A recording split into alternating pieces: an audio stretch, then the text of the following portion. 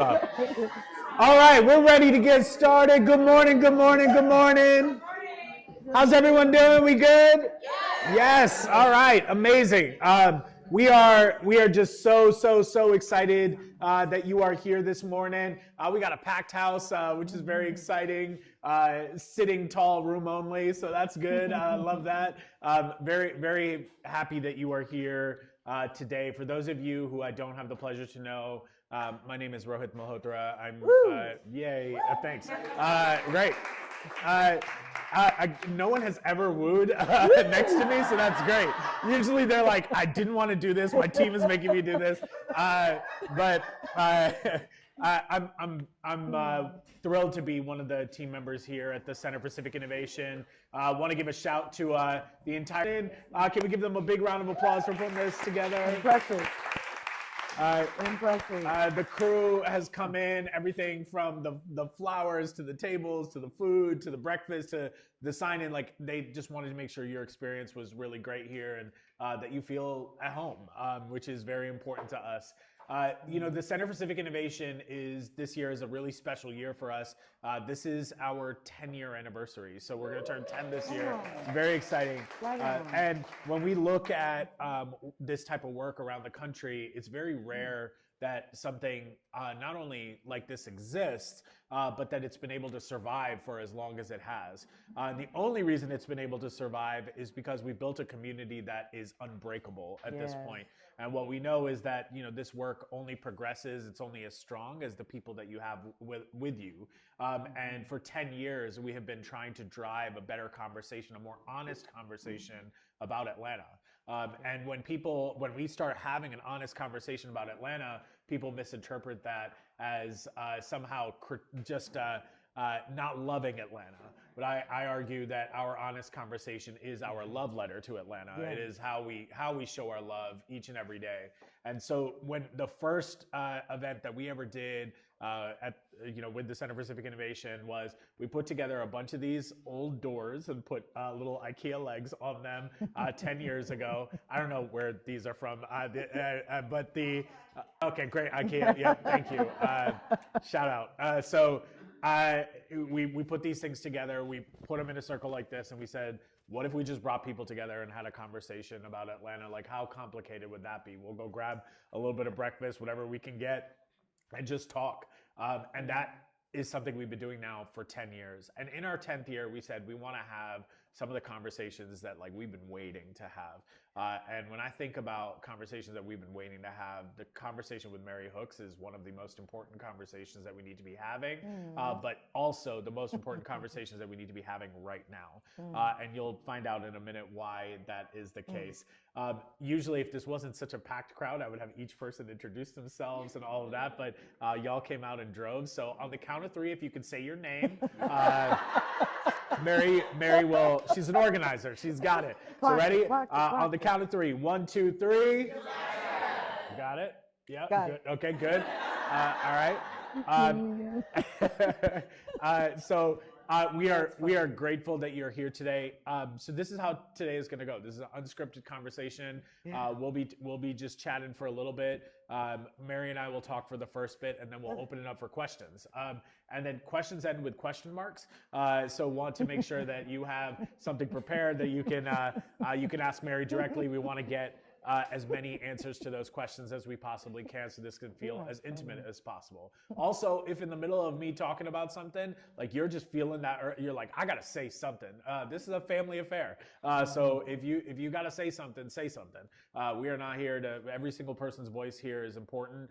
We want to make sure that you're a part of this dialogue as well. But my goal is to just guide the conversation, so be as honest, as raw as possible, so that we can talk about what needs to happen in Atlanta right now. Fair enough? Dope. Okay, amazing. Thank you also to our fellows who are here. There are, when we talk about this work, I see a few of y'all around the room. There are people who are working on issues of gun violence reduction and organizing and journalism. And just today, this morning as I was coming in, I read that the U.S. Surgeon General just declared gun violence a public health crisis. And so that is a huge deal, not because we didn't know it was a crisis, but because when the U.S. government declares it a crisis, there are certain types of resources, i.e. money and energy and time and priority that goes to that. But I want to say that that doesn't happen without people on the ground who have been doing the work, calling attention to that crisis. And a few of those folks are in the room today as well. So if you don't mind, if you could just stand so we can just acknowledge you for the work that you do, please. Yeah. Cool. Amazing. We love y'all. Thank you. Okay, cool. Well, we're going to kick off. Mary, you ready, Rock? Yeah. All right, I love it. Remember I said you were going to say something. I'm like, okay, yep. Yeah, right. Sure. Nerd out on that later. Great, perfect. So we start these conversations exactly the same way with each and every guest that comes in, which is to ask the question. We're going to get into all of your body of work. There's so much to cover, but why is the first? What from for you? But where does that come from for you? Where does this work come from? I think it comes from lived experience. I think it comes from my own lived experience. And I think back about different moments in my life that I was, it's kind of a little joke when I was a kid. I was a little weird, maybe you call it weird, whatever, but I could feel the weight of the world. I would cry at the drop of a hat. Like all the time. And I remember being a teenager coming up in the 90s, I was a teenager. I was born in 82, just for locate myself. I like to locate myself. I was born in 82. 82 is the line. That's the millennial X line, right? I'm so glad I got picked to come in. Anything else after? JK. But I grew up in the 90s in a community and in a family that was deeply impacted by the war on drugs and the crack epidemic. And I grew up as a young person thinking that what I saw and what I was, my family just like haven't figured out, how to get it together. Maybe, you know what I mean? Like I just didn't have no explanation or context. And I joined the church because I was out here, little child running wild, and was like, you should get your life on track. I grew up fast. And so when I decided to get my life on track, I was like, I'm going to be saved. And I joined the church because I was like, I literally said, all right, because I cannot get pregnant and I cannot go to jail. So I better join the church, find something, keep me covered, if you will. And I got involved in church. And I think that is where, in hindsight, that's where I learned to organize. Because the church mothers, Church of God in Christ, if you're familiar with that denomination, you know what I mean, teach you how to work these streets, okay? You know how to outreach when it's souls to like Jesus. That was my whole life. Yeah. And then when I came out of high school, I was voted most likely to become the first female pope. People were like, you should have let me guess what the superlative was. Something about you, girl. You're going to be the first female pope. I was like, I'm not even Catholic, but whatever. But I knew what they were signaling, Yeah. And so when and then I ended up getting interestingly enough, Coca-Cola first generation scholarship to go to school. Coming out of Racine, Wisconsin, my hometown. And by the time my freshman year of college, I fell in love with a black woman. And honey, my God, I fell in love with a black woman. And that changed everything. And of course, I was in Kojic, long skirt wearing, Kojic. And so that didn't fly too well. And I remember thinking, and the coming out process was hard. my foster family. I would spend some time in foster. It's the whole thing. But, you know, it was just a lot of conflict. And I remember saying to myself, I have to figure out who I am in relationship to the world. Because I had grew my understanding of who I was and what my life's purpose was through the lens of the church. Yep. You know, and I was like, dang, now I got to figure life out. Thought I was pretty set. And then it was just, watershed moments that I think helped me begin to understand and calculate my life. And when I moved to Atlanta 17 years ago, last thing I'll say, I met a woman at a bar. And she asked me what I asked her what she did. And she said she was trying to stop the shackling of black women while giving birth in prison. And I said, whoa, whoa, whoa. The fact that it was happening was the problem, but the fact that you could do something about it. And I think that's all I have been wanting to, like, you know, like, I need to do something about it. Yeah. You know? Yeah. So much. And that could have been the breakfast itself. I want to start, I want to go back to where you grew up. And where were you born? Racine, Wisconsin, St. Mary's Hospital. Okay. And tell me a little bit about Mary as a kid.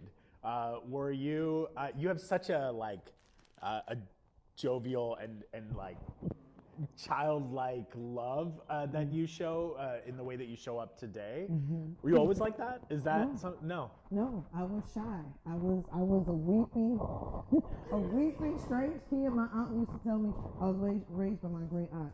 Yeah. Me and my two older sisters. And she used to say, you had two sisters? I have two older sisters. I have a younger sister and a younger brother. Okay. Both around the same age. But me and my two sisters were raised together by my great aunt. My mother, she, was a teenager out in these streets and gave my aunt $100 to babysit us for a week and then didn't come back for 9.5 years. I'm like, yo, the babysitters club would have went off or whatever. So, but I was not like this. And she used to say, you would be afraid of people.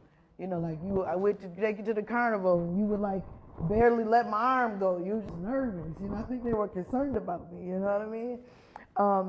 But I think I remember around like 6th grade, me and my sisters got separated because we ended up spending some time. My mother ended up coming back. Okay. And she was in her addiction. And so we got separated. And I remember being in 6th grade and then we like randomly moved to Madison, Wisconsin. And I remember saying to myself, okay, I'm gonna just have to be bad. I'm gonna have to be bad. In my mind, like literally, I'm gonna just start having to fight people. Because people gonna test me. They think I'm from Racine. My big sisters ain't here. You know what I mean? I'm like, I'm gonna just start having to get people smoke. So you were by yourself? Yeah. Okay. Me and my mother and her addiction. And so I literally just start beating people up. I know. It's not hard. It makes sense to me. It's not hard to find a fight when you amongst. You know what I mean? I know how this story ends. So You're amongst like teenagers, young people who are confused and angry and broken, and you know, like it is easy to find a fight. Okay. Yeah. And so, once I kind of maintained that posture, but there was always something in me. Like if I'm real, I'm like. People knew, like, I wasn't hardcore like that. Like, that wasn't my nature. I was doing it because I didn't want nobody to test me. And I didn't want to have to, like, so I'm like, let me just, you know, almost cussed on your little screen. Oh, you're good. You're good. Almost whipped the little ass. I just showing, you know. Yeah. But that wasn't who I was in my core. But, you know, we wear the mask. Is there a specific fight that you remember? Ooh, yo. Like, no. what was the one? Melissa Cozy. Melissa, are you watching this? Yo, she right here in Atlanta. Last I know, she moved to Atlanta. She's in Atlanta. Some years ago, I found out she was in Atlanta. Okay. But, so wow. I can't believe you asking me this, right? That's so funny. Yeah.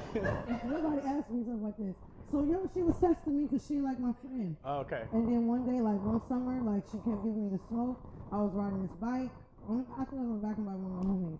And she threw a sucker. Ooh. And it hit me in the face, honey. And I jumped off the back of the bike. And I was like, Duke's up, let's roll. Yeah. And she wouldn't give me my fight. She would not give me my fight. And I'm like, okay. You know, so it make you weird. They don't step, you know what I mean? You gotta make a decision. Yeah. We weren't shooting back then. I wasn't shooting. I said, I was a shooter back then. And not now, whatever. But then like maybe 2 days later, I'm rolling with some homies again. We lived in the same neighborhood.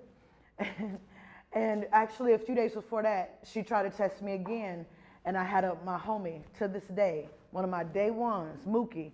We finna go to the corner store and homegirl come around the corner talking shit. Mookie like just straight grab her, cause Mookie was from Chicago, Cabrini Green. Different. She didn't play that mess. Yeah, that's right. She straight pulled out a razor. Yeah. Like, Oh, you ain't finna yeah. be talking like this to my friend. I'm like, dang friend, you turned. Yeah. But I gotta match your energy next time, yeah. So when we ended up scrapping, I was, one random night, she tried me again. She called me out my name. And I was like, this It's that moment. Yeah. You're gonna see me shine. Yeah. You know? Yeah. And so I went to, I went in to the fact that I remember when she came, I was telling my other auntie, I bounced from house to house. and she had come up there with her cousin. She was like, her cousin was like, why marry her friends jump, jump Melissa.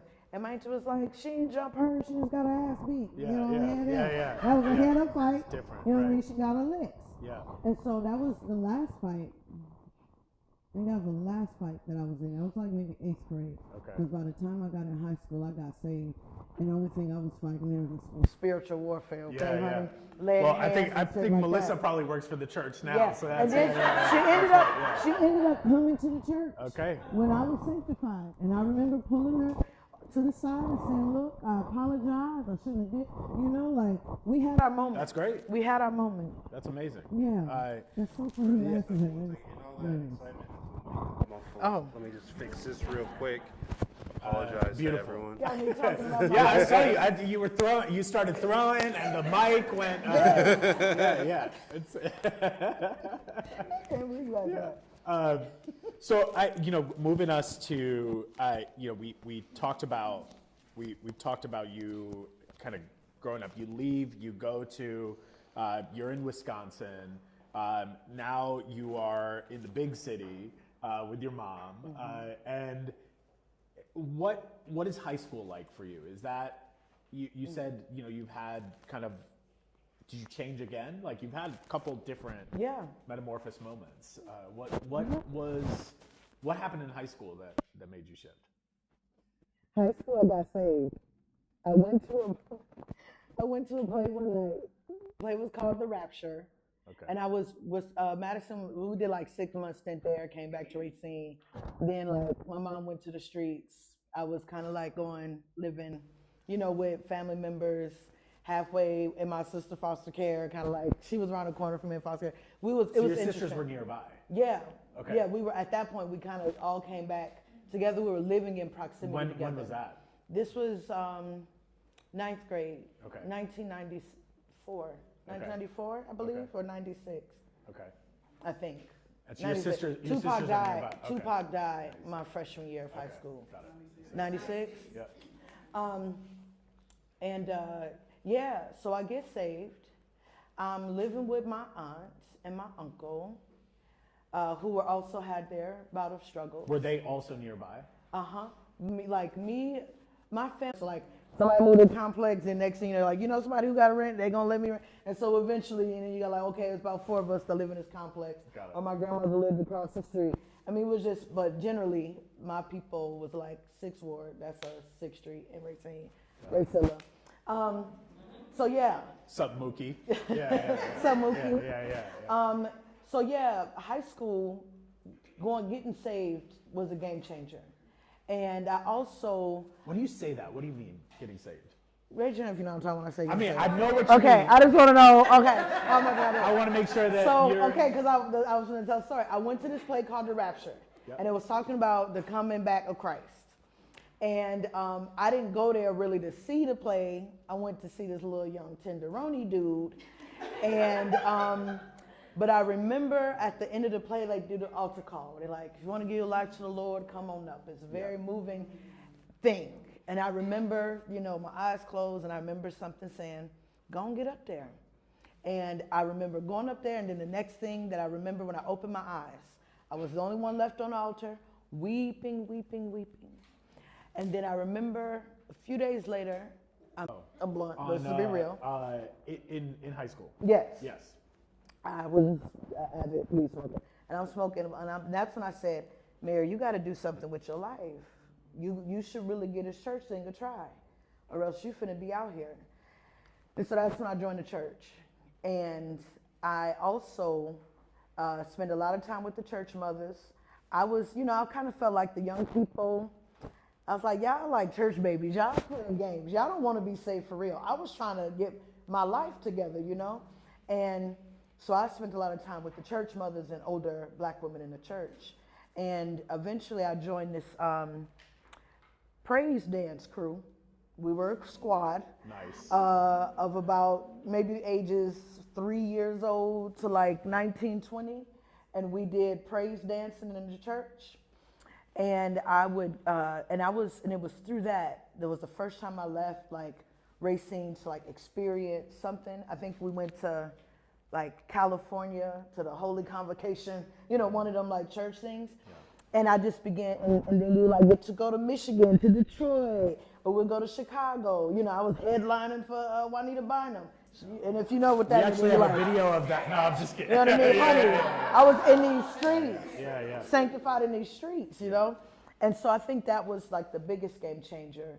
And then I was also getting like exposed to, I'm like sophomore year, junior year, and different ones, spirit ancestors have a way of bringing folk in my life. And time and time again, I have been flanked by black women in magnificent ways. And so I was learning about the generosity of spirit that many people, were offering to me as they saw me like, growing up the way I had been growing up. And so what that looked like, for example, I remember at one point in my life, I didn't have a bed. I slept on the couch in my room. Actually, I was like, you could barely fit, because in one room, it was like a storage, whatever. And they were like, we're gonna get you a bed. And I remember it was like the most beautiful mattress I'd ever slept on. And they planted seeds in me. And I remember when I got my first job at Shopco Pharmacy. I don't know if anybody knows Shopco. It's like a Kmart sort of situation. And I remember saying, when I get my check, when it's the holiday, I'm going to bless somebody. And I was like maybe 15. And my sister was helping a young homie. But I think that's generally how I have literally made it through my life. Did you see a switch, like when you were in high school, was the switch like pretty 180? Was it like, went from... Yeah, I think I got hyper disciplined. The institution of the Church of God in Christ Church, it requires that level of discipline. And so, I would oftentimes say if I would have come up and entered into movement with that sort of discipline as the standard, whether it's like in all the ways, your prayer life, the fasting, the da-da-da-da-da. I'm like, I'd be a cold piece out here. Yeah. But, but I was I was disciplined because I wanted to be. My life was on the line about it, so I would fast, I would pray, my hustle was so serious. I was freshman, all through high school. I would get up in the morning, get myself together, walk to 5 a.m. prayer, lay prostrate with the mothers, get my young self up, and then walk, or one would offer me a ride to school. And that was my morning hustle, And I think that, so that was it was almost like, first few months you try to figure out how I not go to the same parties. Dang, I'm missing out. Oh, I gotta, and I was tomboyish then. A little bit. You could see it, like, oh, she could be kind of gay. Well, I don't know. People, had questions. And so a lot of church mothers during that time, they were like, oh, we got to essentially like spice you up, get you to be out here like a little lady and stuff. Okay. So a lot of some of those earlier days in the church, I think, for lack of a better word, I wouldn't say I was a project, but I think they saw potential. And they tried to nourish it in the ways that they thought was necessary. Well, they turned you into most likely to be the Pope, right? Which is very important. Right, they did. So for you, you're, we'll get beyond childhood in a second, but like, who do you think of, like, now, like, were it not for this specific person, and obviously there's a lot of people that have come through your life, but who stands out when you close your eyes and you think about that moment? Like, who stands out for you? Whose words stand out for you that really resonated for you and who you are today? That maybe you, not necessarily even that you talk to anymore, but really had an influence on you. My great aunt, the one who took that messed up babysitting job. Yeah. You know, and she, for the whole 9 years, like, shut up and down. She was like, this is messed up. She was not happy. Yeah. It's like running it. Yeah. Yeah, She's was running like, a nonprofit. It was good. Yeah. It's You good. know, like, she like, I got 2 kids of my own. She was Yeah. a single mom, Yeah. you know, raising her children, then now 3, literally back to back with stair step. You know, people would think we were triplets. And they're like, yo, she's like, now I got to raise. And she's 33. Like, when I learned, I was like, oh my gosh, she was 33 years old. I know what I was doing at 33, you know, but you get that depth of time. But I'm always like, she was my greatest teacher. And she would always tell me and my sisters that, you know, I'm never going to stop your mother from coming to get you, but I don't believe she'll ever be able to take care of you. So my biggest job is to make sure y'all can take care of yourselves and take care of each other. And she fostered, in some ways that might, you know, ain't really healthy, but she fostered, you know, us being in relationship with each other as sisters. But by the time my mother came and got us when I was in 4th grade, we could run the household. We literally, I remember her waking up one morning, she was looking around the house and we had gotten ourselves together and did our hair, made our breakfast, like we, you know what I mean? Like that's how we was raised. And beyond that, I think, you know, it was we take care of ourselves physically, but I think she also, you know, just held the standard around, you know, if you in school and there's other kids in this school, ain't nothing, you can learn whatever they learn. If they in there learning, you can learn. Yeah. And even when I, you know, middle school, and when I was, you know, out here growing up too fast, too quick, and I was out here smoking weed, headed to school, I always maintained my grades. You know, I would be fighting and still go to school. Yeah. You know what I mean? Get there late, whatever it was. And I would do my work. You know, I'm like, I knew my books. Yeah. You know, but I knew I could get a good meal, a good hot meal. And I knew that, that education is what her theory of change was, which most Black people's theories of change is. Yeah. And so she instilled that in me hardcore. Yeah. And so even though, like my sisters, for example, they weren't able to graduate high school, go right into college. And so we were like, you know, they were like, all right, but you gonna be the one. You going to Spelman. You know what I mean? They're like, I think we thought I could go to the school from a different world. I think we thought that was the real, that we could go to Hillman. Yeah. I think we thought it was real. And then we realized that wasn't the truth. Yeah. So it was like, Spelman, you're going to go to Spelman. And but my sister, I don't know, we just rode for each other. And and if it had not been for my aunt who taught us that and who took that big L with the 9-year babysitting gig, because I think my sisters and I would have been separated completely. Is your aunt still with us? She just passed in January. Okay. Yep, she just passed in January. Yeah. Held a big space in this world, and you know, in raising you and your family in so many ways. So Yeah. It's really special. And HPL. And HPL. Yeah. You said you then went on this theory of change around education, pushing you. You're the first in your family to get this first gen scholarship. Where'd you go? Yo, I wish, you know, I'm like, dude, I should have made different decisions, but I made the ones I did, whatever. Yeah. But I went to Carthage College, Okay. a private Lutheran school in Kenosha, Wisconsin, Okay. about 20 minutes from my church. Okay. I applied for that school because one of the sisters at the church said, hey, if you put my name on the application, you don't have to pay the application fee. And so I was like, oh, okay, cool. Yeah. And so I applied. Like, I think I may have had other applications. Yeah. But I was like, this is only, I don't have to pay the fee. I'm gonna just go and submit this one. Yeah. Made sense to me, you know. And I think, you know, like going up through grammar school, you get told, all right, this your next school, this your next school. Yep. So I didn't put a lot of emphasis in it.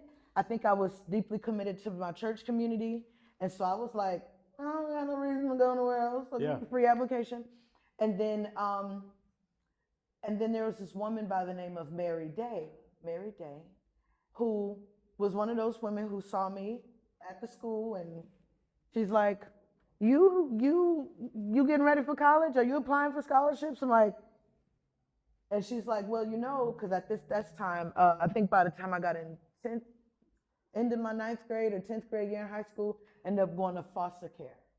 And so she's like, well, you're a foster kid. So you can, you know, how you apply for school gonna look different and what you could tap into. But she would have me like every day, fill this out, fill this out, fill this out. And I'd be like, goodness, you know what I mean? Yeah. And so there was a lot of just like guideposts to like help me figure it out in terms of the money stuff. I didn't know I was gonna get the scholarship. And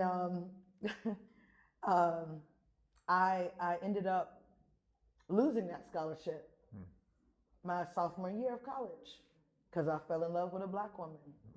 Ripped my whole life apart. I barely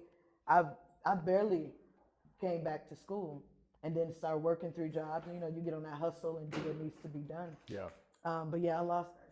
Yeah. So you, but you know, you were, was for you, what did you're coming out of a when we think about this the foster care system, right? Mm-hmm. There are a lot of folks even in Georgia that are every day living in this system. What's the thing that people don't know, or what's the stereotype that is not necessarily true about folks who are in the foster care system? Like, as we think about a young kid in high school, thinking about maybe college, maybe not college, has a lot of things going on. I mean, what is it that you think people need to know about a kid who's in this system?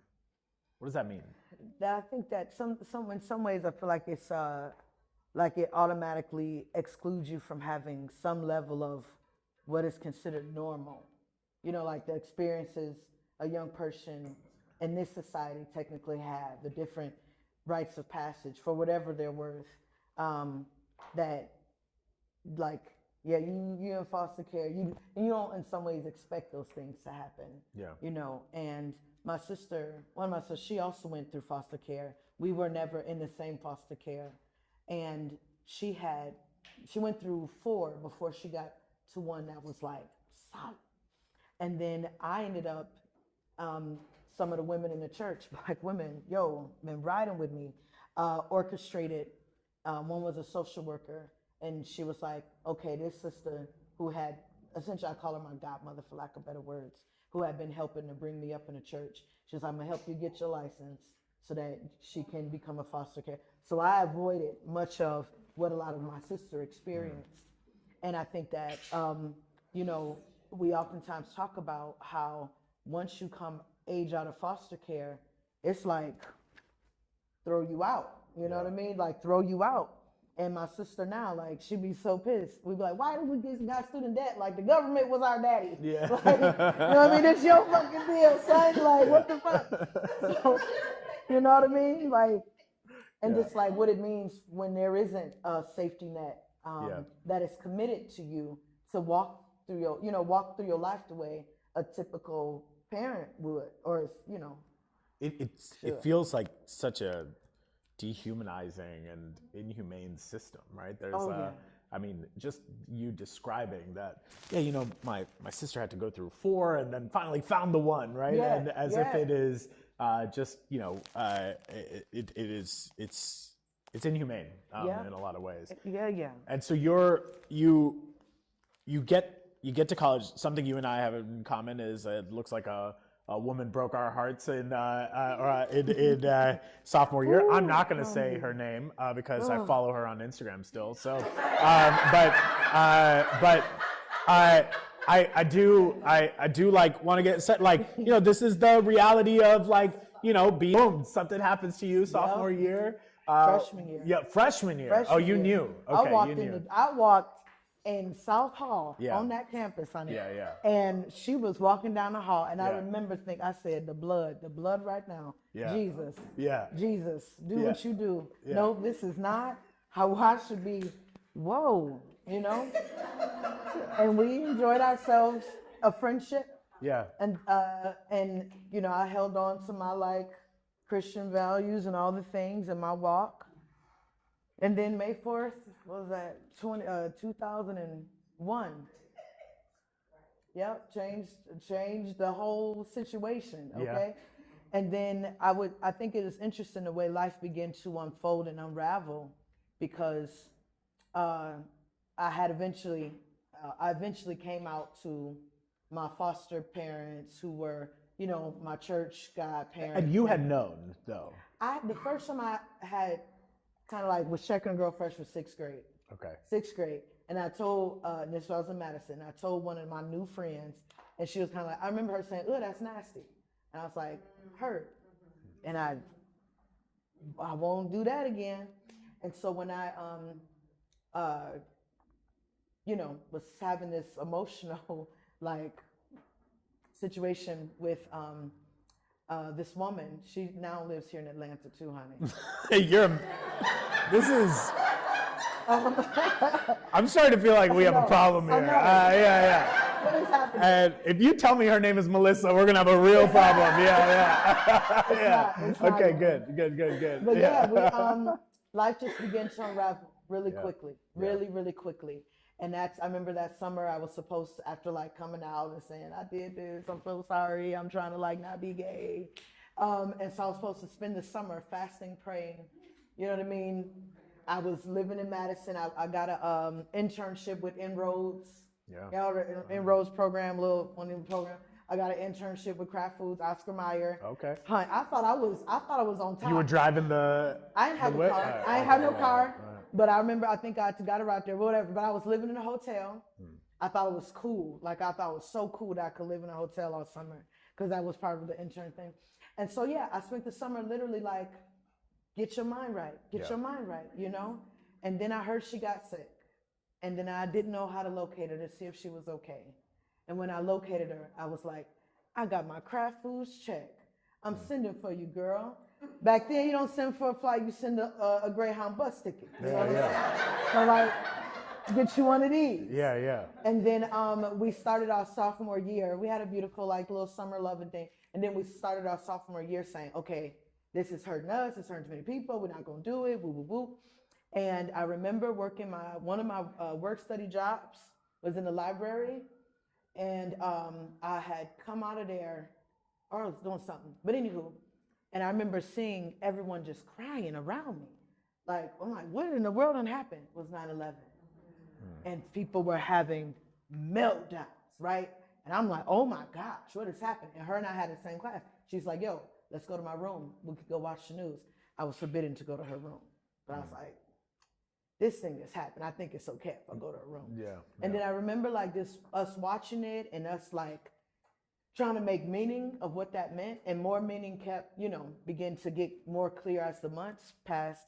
But I remember that particular day, we were like, let's just go leave Earth a while. It was a line from a movie we used to watch together. And we, went away. And when I came back to my life 24 hours later, I got the ultimatum because I couldn't live on going da-da-da-da. And then, the chaos of, trying to figure out life and not die. And, I came across a quote, I think one time back in, I was like, it is better to be hated for who you are than to be loved for someone you are not. And that carried me for years, because Christian guilt is deep. White supremacist, Christian hegemony, it's in there deep. You should try Hindu guilt. It goes for lifetimes. Yo, it's like, it's really nice. It's really nice. What for you, right?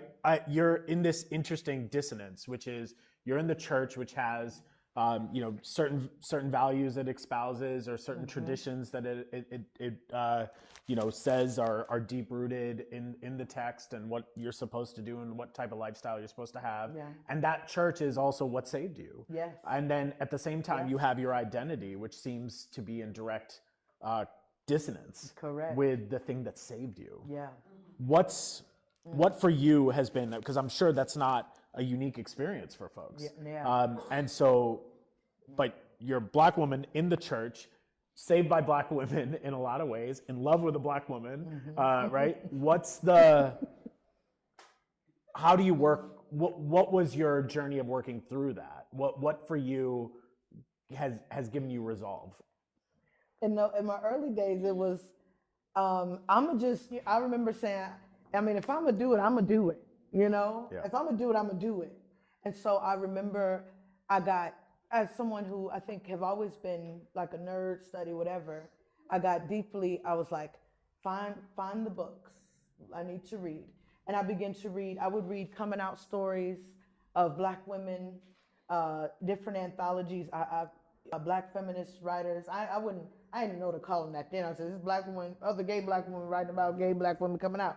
And so like Zammy, A New Spelling of My Name by Audre Lorde, I remember I was like, this is in the library of this Catholic school? Yeah. You know what I mean? Like, whoa.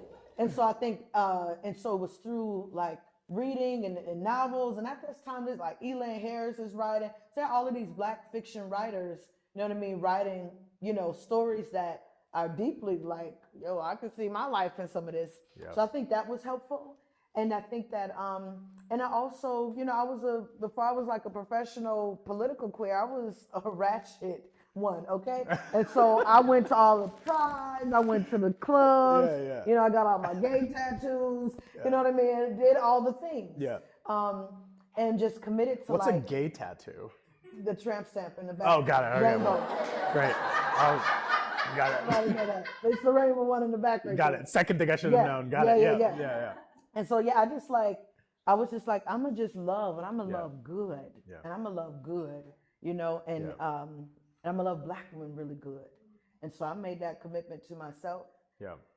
And not that I have been always, always been good, but that has been my commitment. Love that. So what brings you to Atlanta? I was come out of college 2004, markets all messed up somehow, and I think Olive Garden, y'all owe me some money, just to be real, Darden Corporation, because they were like, you want to be a manager? Because I was a waitress, and I was like, yeah, you know what I mean, give me a little career going. They were like, but you don't have no kitchen experience. We ain't got money to pay you, but if you're willing to come and work for months and work in the kitchen, but still hold your waitressing shifts, we'll teach you. And then when it's time, you can like interview to be a sales manager. And I was like, okay, cool. So they were working me like, I would get there like 5 in the morning, work all in the back, making the sauces. I do know how to make the zuppa toscana. So I guess I did kind of leave with. Is it fresh? It is fresh. Stop it. It is fresh. Stop. Oh yeah, it is fresh. Look at you repping Olive Garden right now. Look at you.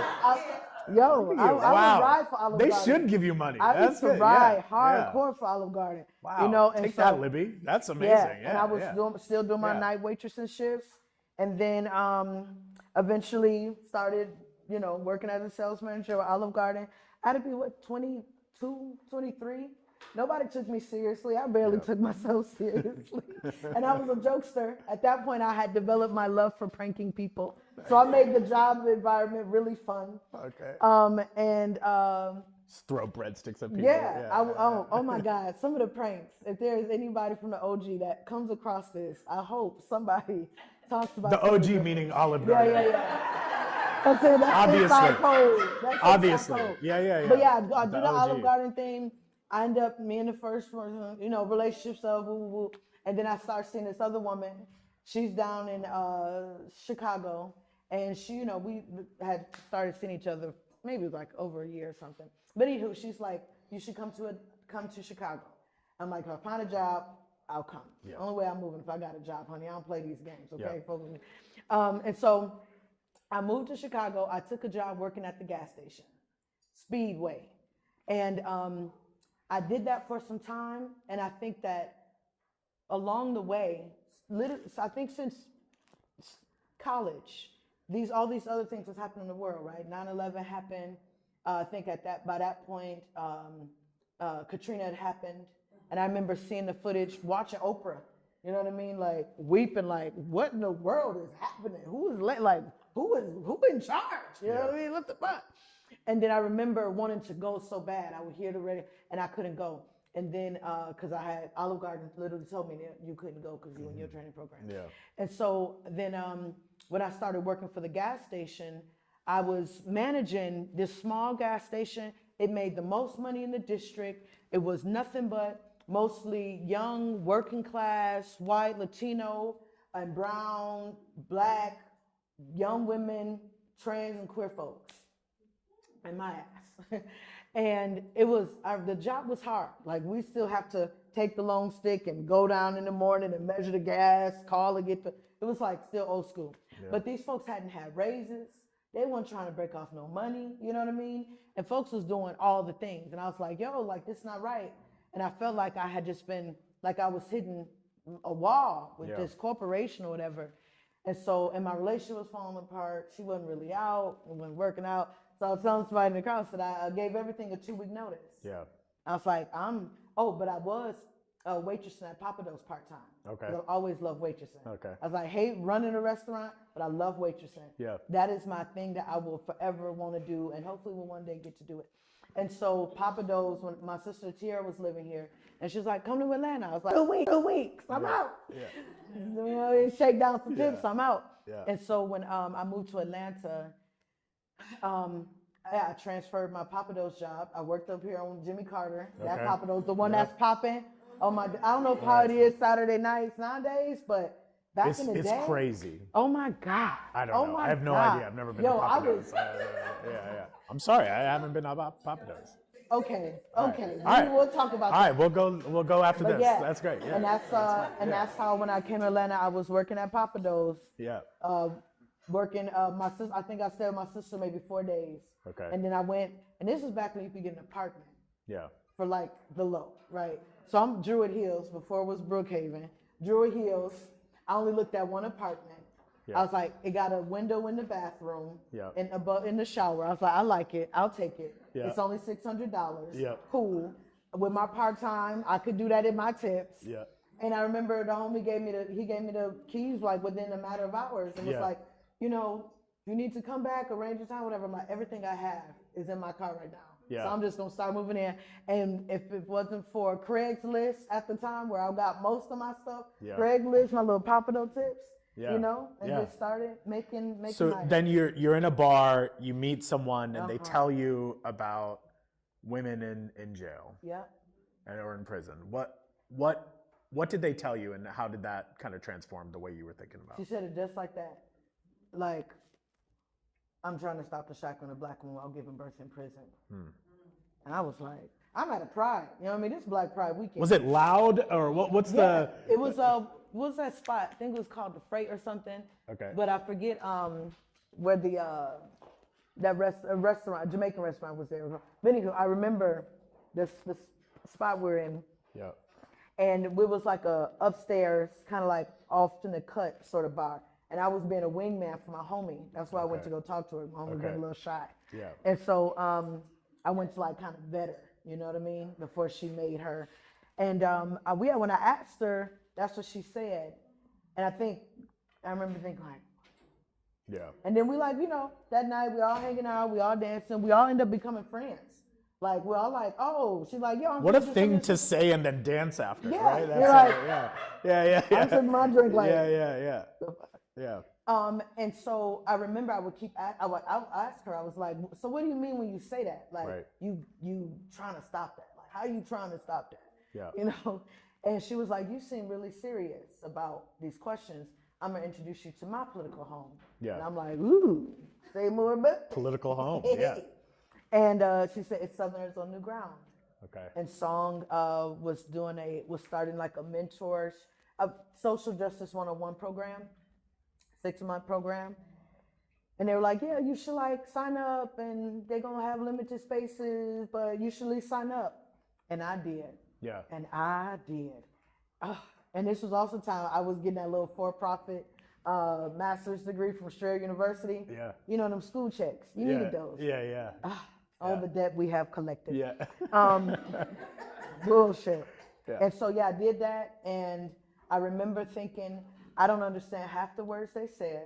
I'd never heard white supremacy before, and broken down. Like, So you're learning this language. Learning this language, learning analysis, learning about power, learning about, you know what I mean, history of social movements. I was floored, mad confused, but floored. And I remember thinking, this feels like gospel. This feels righteous. This feels like the night I said yes on that altar. Mm-hmm. And I remember telling them, whatever I can do, like, I'm down, like, give me something to do. But again, it still wasn't registering to me, and especially like my role in it. And so when they called me, as a good organizer does, follows those people, called me and was like, yep, we got something for you to do. I'm thinking to myself, I'll just like come and help file paperwork. You know, I was working at Goodwill at that point, of North Georgia, Alabama. And so we essentially need you to do a listening tour. And so because my job, now that I don't work there, I can say this. Now that I worked at Goodwill, I just kind of made my own schedule. So I figured out like, okay, I can do my little Goodwill situation, and then I clear my schedule. Yeah. And so I can volunteer, go ride over to Alabama.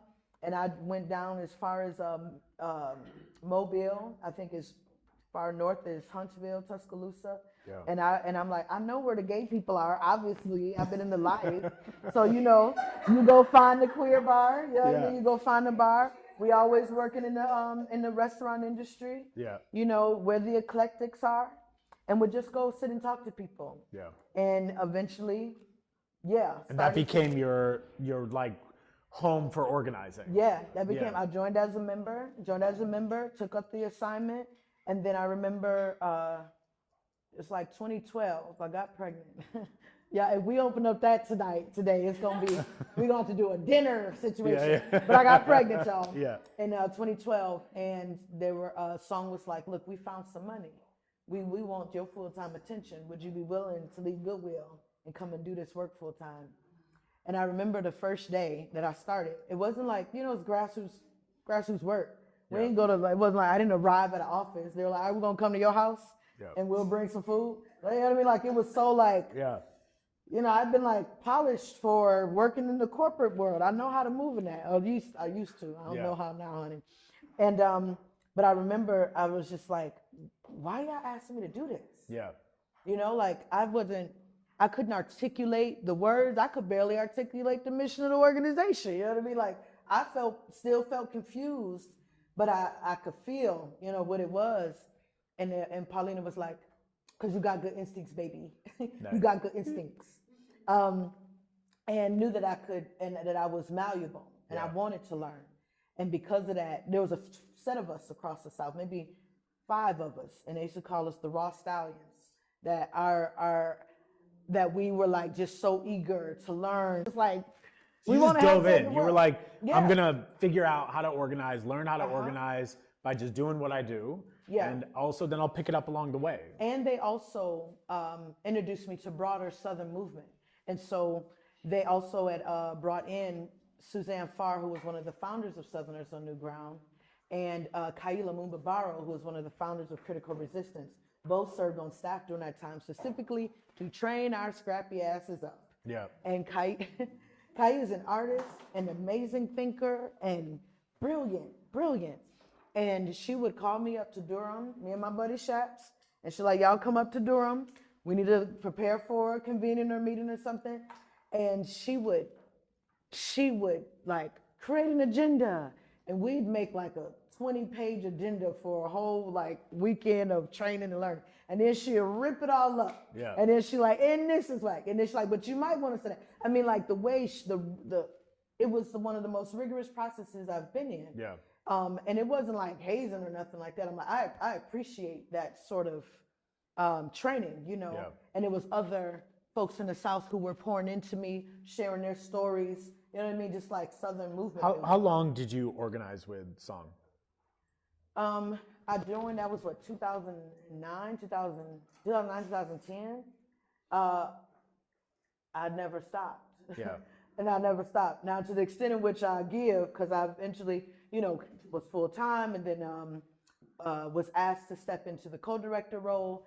And then I exited off the staff at the end of 2020. I've committed 5 years to being in a co-director. Got it. Yeah. And What was the hardest thing y'all organized on that, like, and what made it difficult? Like, what was the hardest campaign for you to be able to push forward? Initially, when we initially started to take up our Free from Fear campaign, specifically in Atlanta, we started with fines and fees. And we were like, yo, we're going to get these fines and fees changed. You know what I mean? Because many of us were struggling with fines and fees. You know what I mean? The most of my arrests have come because I have been caught surviving, as a comrade has said before, caught surviving. Didn't have my insurance, forgot to pay the ticket, didn't have the money for the ticket, whatever.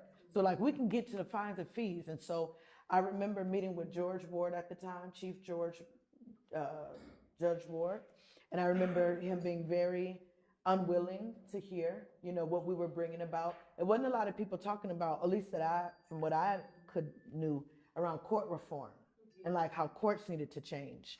And we were doing Court Watch, and then I had happened to be in the where folks get their bail hearings.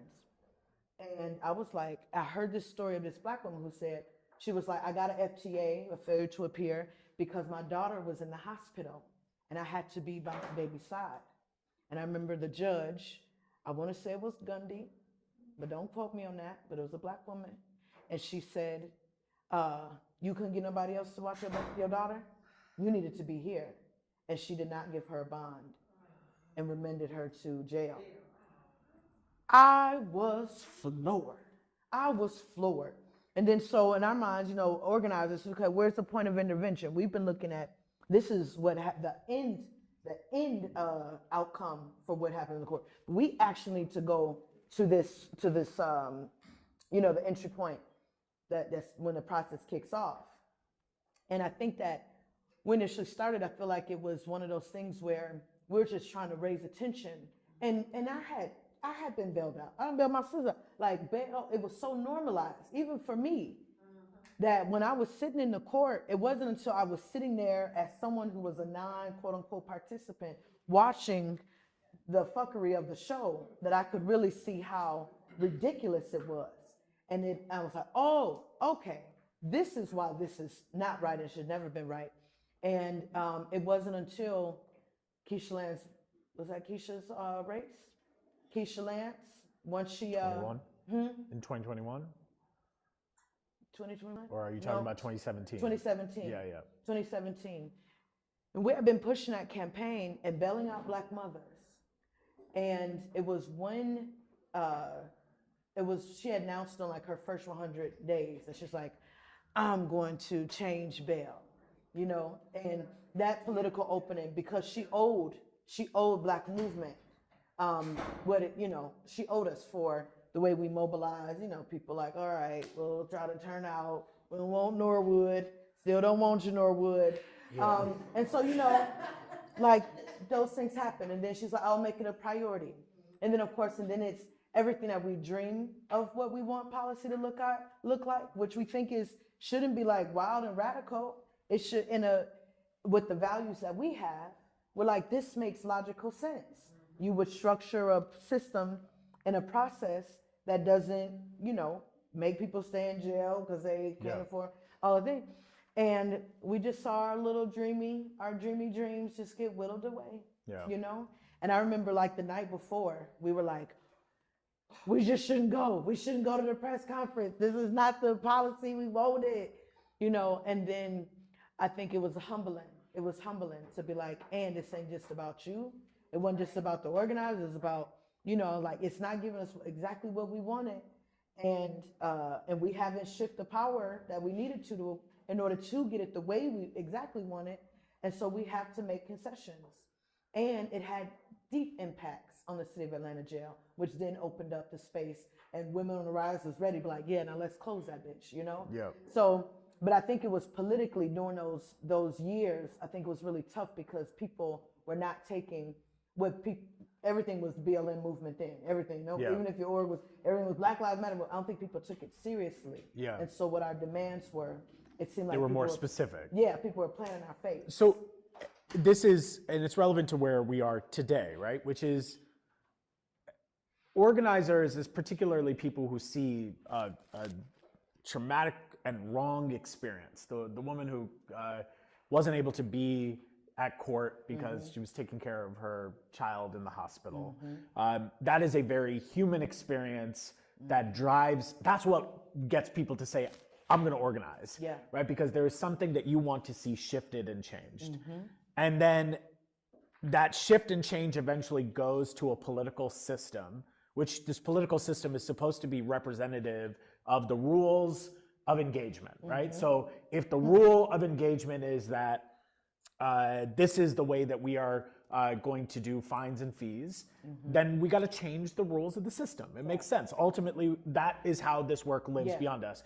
And so for me, I come from a policy world. I always want to see the rules shift so that they are more representative of the world that an organizer would want to see. But that seems to never happen, right? And there are two things that I want to ask you about in that. One is, we know, and I'm guilty of this myself, right? That real organizing starts very raw. Like the people who are willing to like go in and be like, this is wrong, shut it down. This is, we are here. There is not, it comes from a place of like pain and power. And what happens though is that then that's a few people. It's never a majority, right? It's always a small yet mighty minority that is willing to speak on behalf of what a lot of people might be thinking. And then once that hits a pressure point where a political figure might say, damn, I gotta pay attention to them because they're making a point. Insert your lukewarm moderates, right? Who come in and say, ooh, movement. I see it. I want to help amplify it. I want to help build it up. And it may actually come from the greatest intention because it says, I can help you create policy change. All we have to do is sit down with the mayor or sit down with the council. And then all of a sudden we can have this kumbaya and change will happen. But what you watch happen during that moment is the movement that originally started becomes about something totally different.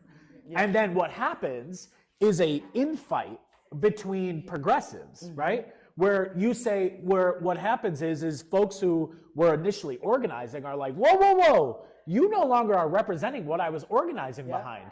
And what happens to the people who have entered the chat late, they say, y'all don't actually understand how to create change. And what we end up with is an entire faction of people who presumably want the same thing fighting each other, while the folks who we were trying to change sit there and go, this is great. This to me represents the greatest challenge in movement today, because we need policy change, but it needs to be representative of the organizing that was required in the first place. It's a big question, but how do we resolve that? Part of it is like, let's keep, companies over. So let's keep it, if we're not going to, progressives don't necessarily have to air out their dirty laundry, right? But you also have people who are pushing against the change that you're looking for, calling themselves progressive as well. So, Mary, who is progressive? and how do we actually move movement forward so it doesn't end up fighting itself and keep its eye on what the change is that we're actually trying to create? Well, Lord, I think this question of who is progressive, something says to me, you have to be someone who has an analysis of history. So you can, as Mama Ruby Sells would say, you have to have the insight and foresight to make a grounded assessment.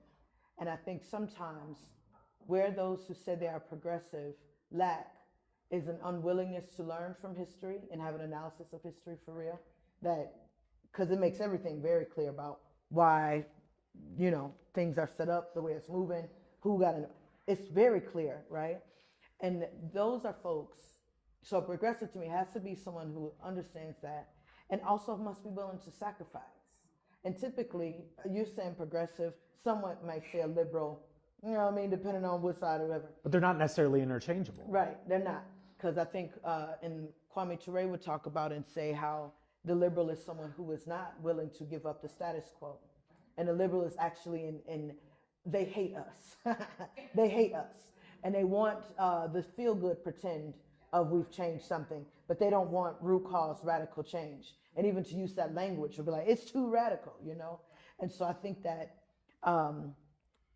there has to be, if we understand, as Gracie Boggs would say, what time it is on the world's clock, we are not going to be able to make the sort of progressive change we need and radical change that we need without sacrifice. Yeah. And anybody who's not willing to make the sacrifices that are necessary to do that, that to me makes it very clear about the line you're going to hold and why we're going to struggle. And so I think part of our responsibility as a movement, which I think we were able to demonstrate very well in this Cop City fight and in this broad Cop City struggle, is what it means to have an inside strategy, an outside strategy, and a strategy just says, you know what, this ain't got nothing to do with the state. This has everything to do about us, and we're going to build the things that we want. And we're going to organize in ways that demonstrate the world that we're trying to create. So that is why not only did the forest defenders hold down the forest, but they also said, and we're going to make sure we have kitchens and do mutual aid. We're going to show that food is a human right. And we're going to demonstrate what it means for there to be plenty, because we live in a world of plenty.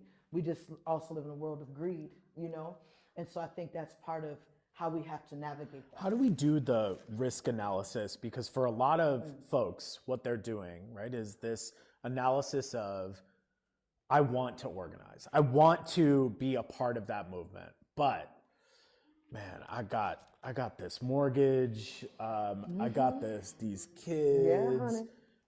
And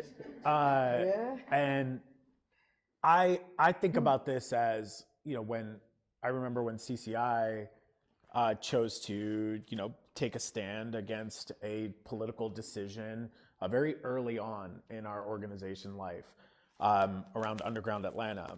And the threats that we got, not just to the organization, to our personal lives, the fact that I was followed home, right? We had people who were given letters by other people that were unsigned of, you better do this, otherwise this is what's going to happen to your career.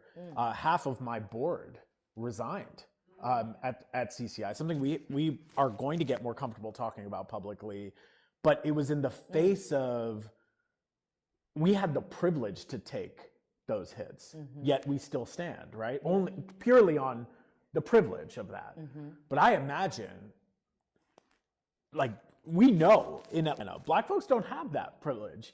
I remember the first time I ever stood up, the governor came in right after signed what was coined the quote unquote heartbeat bill in a session that I was in, and I put my back toward the governor in a session where there were a number of other people in the room. And one of my very close Black friends came to me and said, I'm glad you did that, but I hope you also acknowledge the privilege you had to do that. Had I done that, had I put my back to the governor on the front row as a Black woman, I wouldn't have been able to actually afford the tuition for my kid who needs a special school to go to get the access to what they need. I would not be able to afford what it is that I need to do on a day-to-day basis. I have a brother, elsewhere who I support. I have family members that I support. That's what I'm laying out on the line. So I'm asking all this, and people are doing this risk assessment on how they show up, and what do you advise to people who are in the middle of that risk assessment to say, I'm willing to give something up, I'm willing to sacrifice, but I don't know how much I can lose since I've lost so much already? Yeah. How do you do that? I don't give a fuck. I'm a revolutionary, okay? But no, I grapple with the same, like, Because you have concerns. kids, right? Yeah, I got 2 kids, honey, a wife, you know, and a village and a family that, you know, I'm in a commitment to making sure we take care of each other. And so I think that I think because I come out of scrappy organizing, you know what I mean? In a lot of ways, I'm like, I have to remind myself that, Amir, you have to think about this differently. And so the conversations I have, you know what I mean? If I go, like, if we hit in the streets, I'm like, okay, wife, you know, making sure our affairs and orders, you know what I mean? Like, how, if I got arrested, when do I need to get out? You know, not that you can ever predict that, but I'm like, I know what the potential consequence is.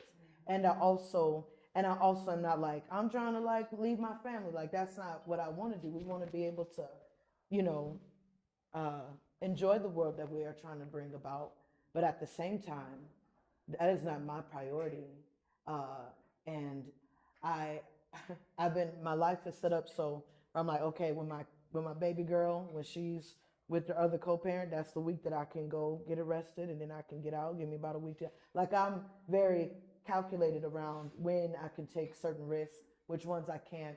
And then I think what the blessing it is to be able to do political work that you call like righteous community work and the institutions we build, that we're also thinking about that, right? And so I think movements have an opportunity right now to bring, and I know a lot of people, I don't really want to join an organization, but organization provides political cover. And a lot of people out here solo doloing, you know what I mean, out here. No crew, nobody who you're accountable to. And so I think that also plays a huge role in terms of how people see themselves in relationship to the risks that they can take. But generally, one of the things I think is important too, I was just telling some comrades that are formerly incarcerated, I was like, just because you might see the thing, you're like, y'all want to shut down a highway, which is a fun thing to do. So it's, yo. And I'm like, but that don't mean that gotta be your role. You know what I mean? Movement has hands large enough to hold all of us love. We need folks out doing radical popular theater. We need people awakening the political imagination. We need people, you know what I mean? Like, there is so much. And so I think sometimes people think the risk is only in like going to jail and put my body. That's not that, you know? And the risk is, I think, in a time of such deep isolation, the risk is choosing one another. Yeah. And choosing to like take shared risk with other people. Yeah. To like be willing to build with other people and be able to build community with other people and be vulnerable and, you know what I mean? Like, to show up in a lot of ways. And I'm not comparing apples to oranges. There are some folks who are literally putting their bodies on this thing, you know, and that must be honored, right?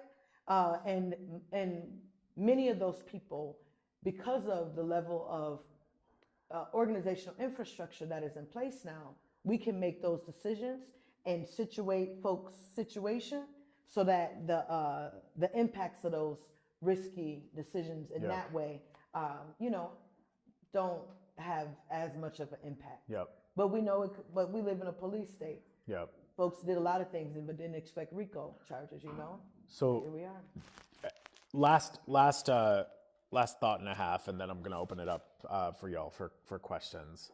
I want to talk about the recent organizing around Cop City, and it's our, you know, I've had this conversation with the mayor sitting maybe the opposite side of where you are, which is ironic, but the question you know, there's this defense of it's not Cop City, it's not Cop City, it's not Cop City, even though the name that they gave it was a mock city, to practice, you know, urban tactics of warfare, right? In a lot of ways on our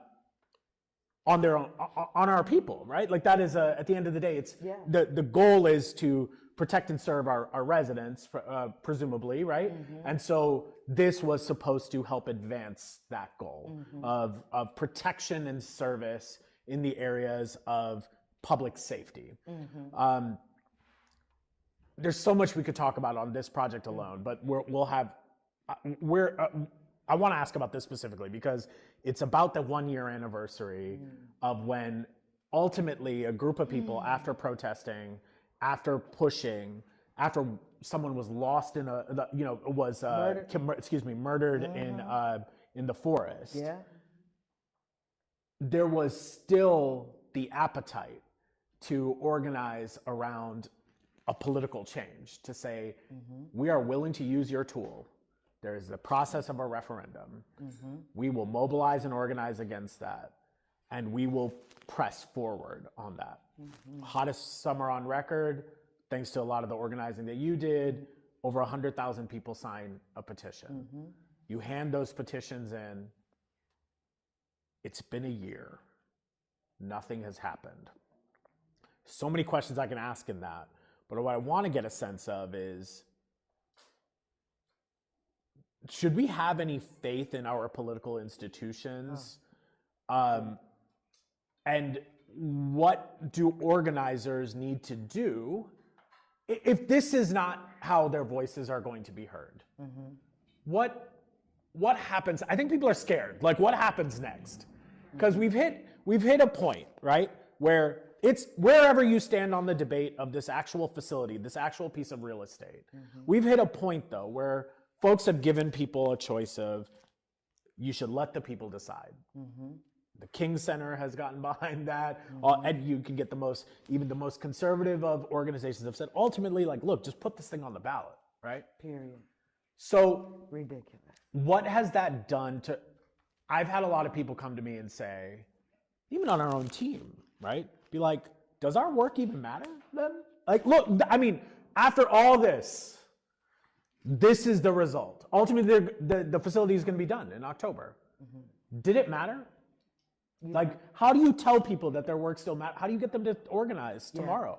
Yeah, because, ultimately, it's never about them. It's always about us, right? It's about our desires, our hopes, what we want for our communities. So that's not lost on me. The city, they should be held accountable. They trifling in all the ways. But the fact that people were willing to engage in direct democracy in a time where there's so much cynicism, in a time where people are so like, I'm not finna have nothing to do with none of that shit. You know what I mean? And people like, I'm gonna do something, I think is noteworthy. And I think that one of the solid comrades, Miriam Kaba, would say, you let this thing radicalize you then. Because the more and more we see these systems that we know were set up to do exactly what they're doing fail us, it moves more and more people to the left. People are like, oh no, I'm not progressive. Actually, left. People are like, oh no, I'm not progressive. Actually, because the progressive liberal will say, yeah, we're going to get our vote, we're going to fix this. And, and some of us, we couldn't anticipate all of the moves, but of course we know this empire. We know what this empire is willing to do in order to advance its agenda. It will shit on its own pretend legacy of democracy, And so I think that part of it is radicalizing people. When you saw the young homie who took arrests and scaled the crane of the Bradford and Gorey construction site, they were like, I did that because I tried to do what my parents taught me, what they taught me in civics, you go and do your vote thing, and I did that. And then y'all didn't do nothing. Y'all didn't show up to that. Y'all betrayed us. And so what else is there? And, many of us come out of a tradition that believe in nonviolent civil disobedience. And I don't want to preface it with nonviolence. I don't want to say that. But civil disobedience, let me just leave it there. And so I think that is how, in my opinion, how we have seen revolutionary change happen. History tells us this. A tipping point has to happen. And I think the more and more this city continues to expose itself as the authoritarian, I know there's some big words this early in the morning, but let's just be real about what it is. Andre is a surrogate to Biden, who is Genocide Joe all day long about it. Atlanta is a place where he knows that, they're going to build this thing or want to build this thing that's going to train police. Like all the things we know, out of all the blood we've seen shed, like that question for me, I feel like is, you know, like you can't pretend you don't know. You can't pretend you don't know. We see it, you can't go back to that, and so you must do something with that. And as an organizer, I might get an assignment, join an organization. You know what I mean? Do you believe government can be better, though? I mean, is there a as hopeful, we know it? like, is it something that you feel hopeful that this The is US an government? institution? Let's just call it, let's start with Atlanta. Please, let's start with Atlanta. I mean, we've had folks like even, the city of Atlanta establishes an office that is focused on waste and taking out corruption. Yes. We have an inspector general, Yes. but even then, you can't have even then we can't have an honest conversation about corruption, even when we're saying we want to have an honest conversation about corruption. So is there hope for Atlanta's government to get better, and how does it do that? And then we'll open I it think up. if you can't change people, you got to change the people. So I'm not like all things, take all the election stuff off the table. I'm just like, you got to have righteous people who are on assignment from their community that will go into the belly of the Atlanta City Hall beast and actually be willing to do that. We need a slate of candidates that is literally going to shift the balance of power, because this is what this is about, in my opinion. So there is an electoral play. Yeah. There's an electoral play, and I think that how this plays out will ultimately be determined by those who are currently elected, and the ways in which we saw elections be, Atlanta. I don't know if you probably know, Inspector, around any voter fraud or something like that, but you think about 2018 and we saw, y'all wasn't counting all the votes here, friends. So I think we could play nice, as essentially said. We could play nice. We could do the electoral thing, cool, because I know that there are people in Atlanta who love this city, and not just because of for all the righteous reasons, and see a future of Atlanta that is beyond what we have here with the Atlanta way and all the things, right? And so because I believe in that, and I believe we need that type of leadership that is actually willing to engage in governance. Movement talk about we're not just a protest turn up, we governance is part of how we must win, how we must win, and being willing to govern. And so I do think there's electoral. I do think how the city fails to comply, them not verifying the signatures, them not just putting it on the ballot, I think they are digging a hole for themselves, because the people's memory is longer than what they think. And so I think that part of our work as organizers and folks who volunteer, we still got to we need resources and stuff, but that's a whole nother conversation. Yeah. But we still must commit to the people who gave us that yes. Yeah. Gotcha. To actually move. So governance is a core function of the organizing. Oh, Got it. All right, let's open it up for some questions. Remember, go ahead. Questions end with question marks. I want to get as many as we can for Mary while we have her today. So if you can introduce yourself and just your name and then the question that you have. And if we have any online as well, we can get those as well. Any questions? Yes, go ahead. Okay. Yeah, go ahead, Si. Hey, Si. I'm Si. Mm-hmm. My question is, I'm a rural organizer, and what I'm trying to rural? do, You said rural? Newer. Yeah, about a year and a half in. Mm-hmm. And what I'm trying to do is learn how to retain my base or my core of activists that I'm having, because it's I have a lot of people that are interested, and we start doing and strategizing, doing the meetings, and then it's just kind of around. So I'm just trying to figure out some better retention ideas. Yeah. I think some of the things we don't get it always right in song, but we got a lot of things right. And I think one of the things that we got right was how much belonging was so key to organizing work. Because again, we would talk about often, isolation is one of the things that's killing us as human beings. The fact that we won't come together, link arms, you know what I mean, live together, do that kind of stuff. So I think really thinking about how people experience belonging in a space is important. I think that asking people too, you know, like, what's it gonna take for you to stick around, beloved? And I think I did this program, and we actually graduate on Saturday, our Safety Ourselves program, this set of Black women over in Capitol View. And one of the things that one of the young women she was talking about, she said, when you came up to me, you gave me that flyer, you said, I've been looking for you. And she said, she was taken aback. You looking for me? And I'm like, yeah, I've been looking for you. We're doing this program. I've been looking for you. And she was like, there was something about feeling as if she was being called upon to do a thing that's bigger than herself. And I think that there's something in that. And so how we hold that in the space is how we, you know, when we got jackets, I mean, folks immediately was like, oh, snap. I mean, instantly. I'm like, yo, like, all we need is get some jackets. But folks got turned on the jackets. And so I think that part of it is, of course, we want to, like, you know, we want to, like, use things that are culturally relevant, that's cool for our people, you know, but also it boils down to belonging, people having a clear role, people knowing that other people are dependent on them to do that. And one of the things that I have not always done well is that sometimes I organize and people will move because Mary Hook said move. I don't want to live like that. Our movement won't survive like that. I need us to move because we made a decision. We said we gonna move, you know? And so I think that is something too. How do you, my buddy Kate would say top from the bottom, but like, how do you bring leadership to a group while also people experiencing how to be in collective leadership with one another? And I got some stuff I could show you, some old agendas, some stuff we ran, if it's helpful. Yeah. Thank you, Sai.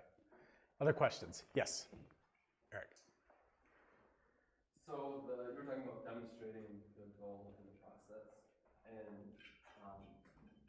my very limited experience, but in my experience, like, I have not seen a movement or movement work that is connecting different types of folk as much as Cop City work has, across races, church folk, LGBTQ folk, to some extent some financial, like, diversity, but like in community together, working together.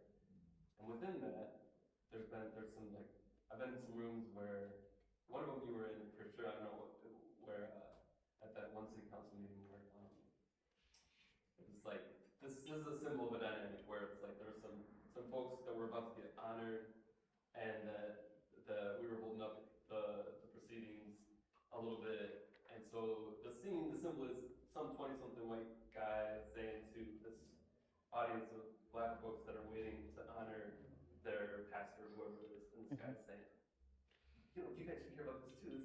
This is for you, in essence. I don't know if you were there right at that moment, which is a symbol of a number of, like, sort of spaces like that. So my question is just, like, that's a real shorthand for a big, deep dynamic.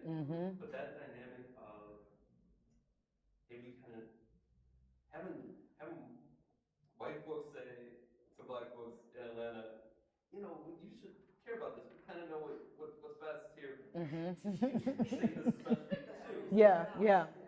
Just raises all sorts of flags, right? And it's how does the work and community, like, move through that, metabolize that, grown in through some of those things? Have there been ways that, like, the demonstration of the process has produced value around some of those issues?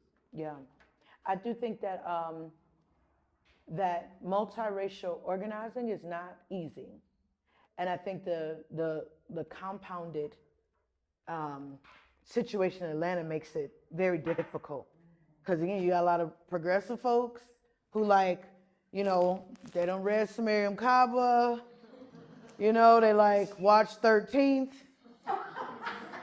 you know, like went to House in the Park, run all that black sweat, whatever. And you know what I mean? Like, they know some stuff. They got a good politic, or at least understanding of what they see, what is wrong with the world, and what could potentially be right. Not all the way clear on what they're willing to give up to do it, but they'll show up to the struggle, right? And then this is also typically a demographic of people who have, gentrified the very neighborhoods that they're like, I'm witnessing this problem in. Makes that awkward and weird. And so this is again where I maintain that part of what makes and has made, I think, the Cop City movement stronger is because folks also, I have watched Black folks say, we need autonomous space. Sorry, white buddies, not for you today, and have autonomous space. So we can huddle, do our thing, have that convo, you know what I mean? And white folks should be doing the same, not unsupervised, mind you, not unsupervised. Dead ass. Should be have somebody brown or black in a room that can check that shit. Because it's just like men. If men left to their own devices are set in a room to like deal with patriarchy, somebody say the wrong thing to a bunch of weak men in the room, it's gonna turn into a men's locker room. Or a podcast. So you have to be able to check that shit. Somebody in there has to have the political to check it. So all that to say, the way in which folks have utilized autonomous spaces to be able to strengthen the internal united front, if you will, I think has shown the way in which people have been able to extend more grace to one another in multiracial spaces. I think that it has strengthened people's resolve to be like, yo, we took that big risk together. Yeah, I can tell you, friend, I don't think you should be saying that to the elder. But if you see an opportunity for somebody to say it, come and grab me. And we figure out what is our rightful role. And all it is about position. Mama Pat Hussein always says, like privilege isn't something that you should be like, yeah, you got all that privilege, like we all got some of it. The first time I took direct actions, that was when the anti-immigration bills was happening, and the comrades from GLAR was like, we got folks, they undocumented, they want to take the street. We need a buffer between them, because if they get caught up, they get deported. So what did our Black queer asses do? We cashed in our privilege of having a U.S. passport, citizenship, whether we like it or not. Our risk is completely different. In that position, I got the privilege, which one would say, well, you're Black, you ain't got to. No, we got the privilege of our citizenship to be able to take a different level of risk. Of course, I'm going to be a buffer, right? And so I think it is, but the Cop City movement has had 3 years to be inside of this dance and dialogue about how do we play well in the sand for the sake of our collective liberation, and everybody brings something valuable. Sometimes folks just, need a little more accompaniment, take advantage of situations like that, and who makes sense based on how they're positioned in order to have some of those conversations. And so determining what is actual conflict. Like how do you do conflict with one another versus like actual, just because, oh, you weren't on time, white supremacy, right? Like that's like a weird. And weird. It's not that folks come from. Like, well, they're here, and also there's this, even when you were describing it, it's often there's Black folks and then there's white folks. But for folks who are not Black but are not white, their role in organizing is also confusing.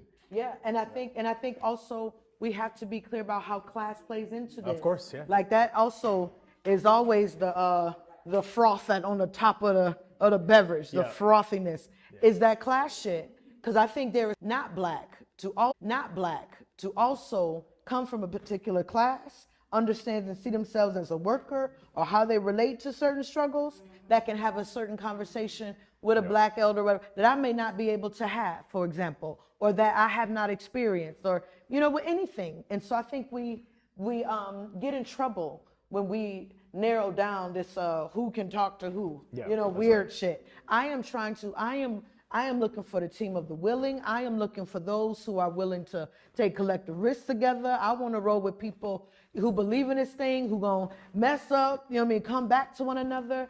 Like the left ain't that strong. We can't be tossing. Some folks will and should be tossed out. I don't have that. We can't dispose of nobody. No, some of these fuckers we can't. That just mean you cannot organize with me. I cannot organize with you. That don't mean you disposable. We just can't rock together. Right. But in terms of like how we genuinely say love, what is at stake is greater than our weaknesses and the stuff we haven't been able to figure it out.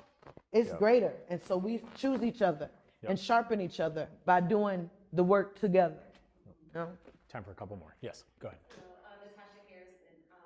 I want to first give much gratitude for you sharing Black Christian culture, Black culture and kind of peeling back some of those layers around community, the importance of reciprocity when you're 15. And so if you could just elaborate, even your last question, Rohit, that you mentioned around continuing the work in the midst of these structures that just don't wanna move. They don't want liberation, right?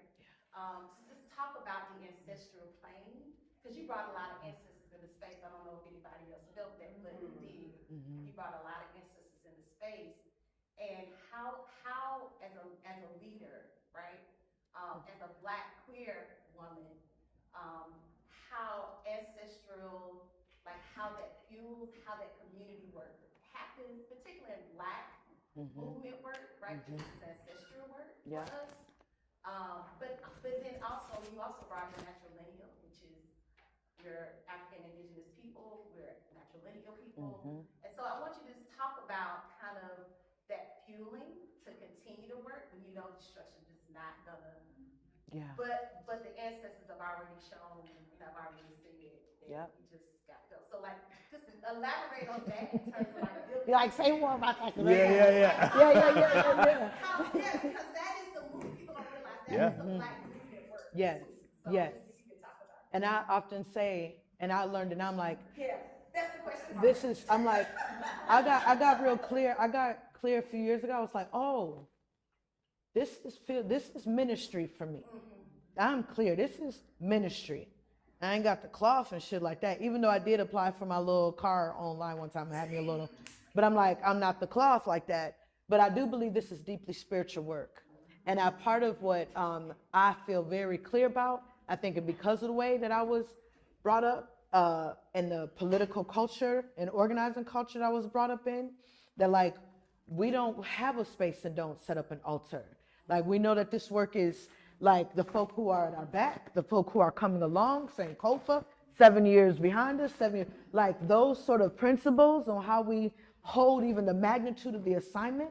Like, yes, we know we're down in South Cop City, but there's something larger at play and has been at play since the first African arrived on these shores and started tearing shit up, okay? We've been on a mission, you know what I mean, to like tear this piece down piece by piece. And I don't want to be all whatever, but yes, this is a settler colony. Our relationship to this country has never changed.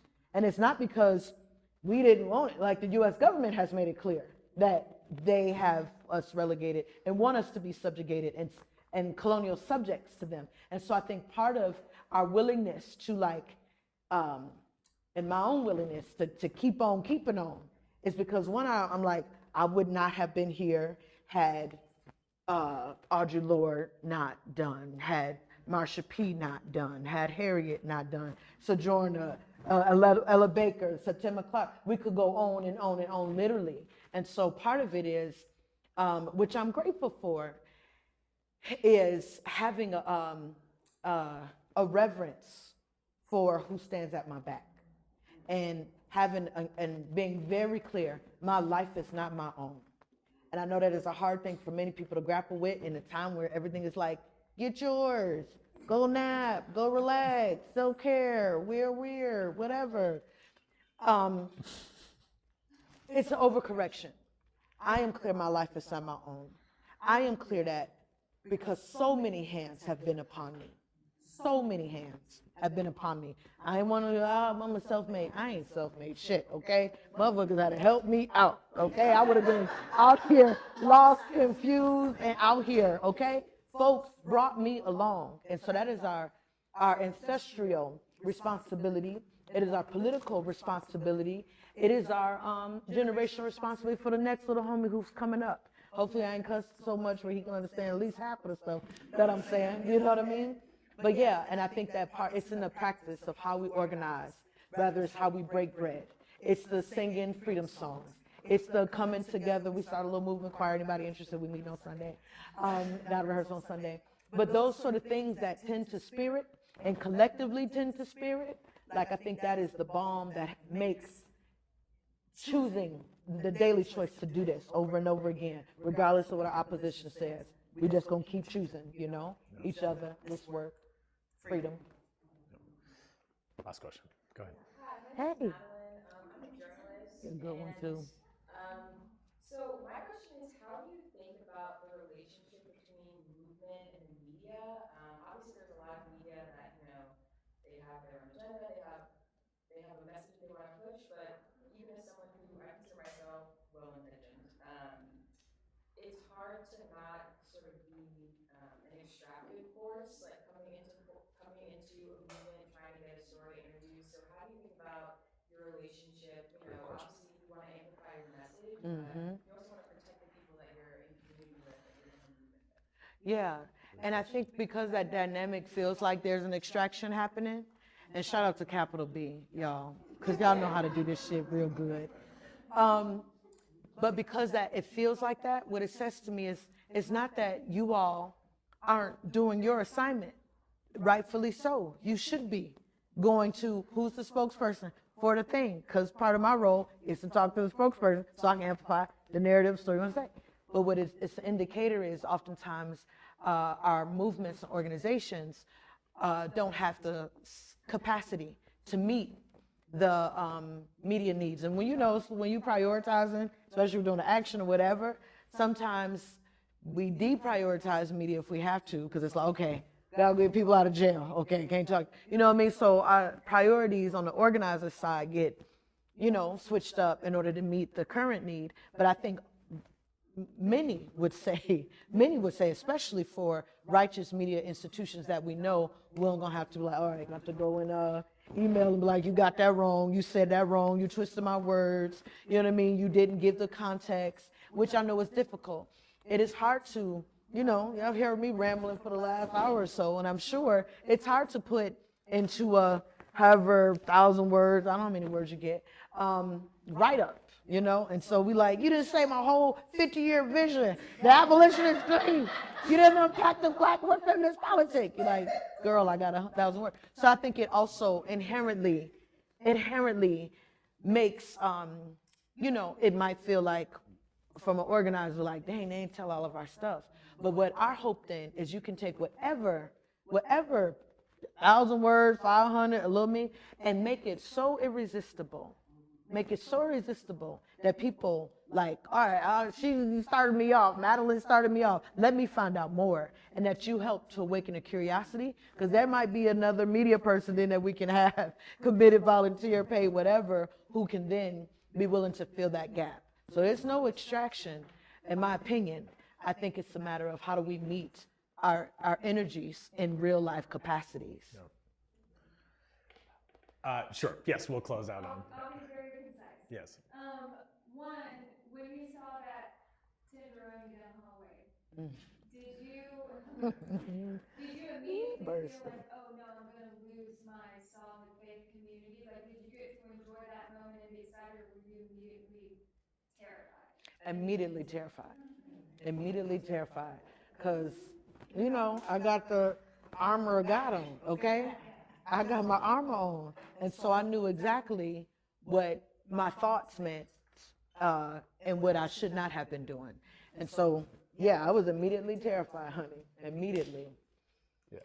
Really quickly, Yeah. I just wanted to, Kevin Davis's family is in the building today. I want to Bless honor you. them and ask you if you would mind speaking on the problematic narrative that we just need more police training, and that would, I'm sorry. Right. Yeah. Yeah.